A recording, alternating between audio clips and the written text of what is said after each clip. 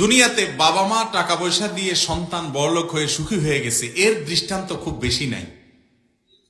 যেসব বাবা মা মনে করে চুরিদারি 2 নম্বরই করে, যেভাবেই হোক দুর্নীতি করে, অন্যায় করে, হারাম উপায় হলেও যে ছেলের পছন্দ করে এর ভাষায় দেব, আপনি দিলেই সে ভেসে যাবে না, বরং সে ডুবেও যেতে পারে। বহু সন্তান এমন আমি দেখেছি, আপনারাও দেখেছেন, আশেপাশে খেয়াল করেন দেখবেন যে বাপ মা অন্যায় ভাবে একজনটা শুধু দিতেই থাকে, আর ওই পোলাপাইন একসময় দেখা যায় খয়রাতের টুকরি নিয়ে দাঁড়ায় থাকে। আর যার দিকে বাপ মা হয়তো খেয়াল করে নাই, কোণঠাসা করছে, দেখতেও পারে নাই, হয়তো জুলুমও করছে, আল্লাহ তাকে হয়তো একসময় বাসায় দিস। আছে না নাই? অতএব সন্তানদেরকে যোগ্যতা দেন, কাজ শিখান, কর্মঠ পরিশ্রমী বানান।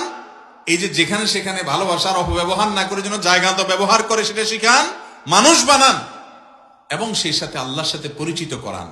উপযুক্ত ন্যায্য হকটা দিয়ে দেন, ওরা দুনিয়াতে ভালো থাকবে ইনশাআল্লাহ।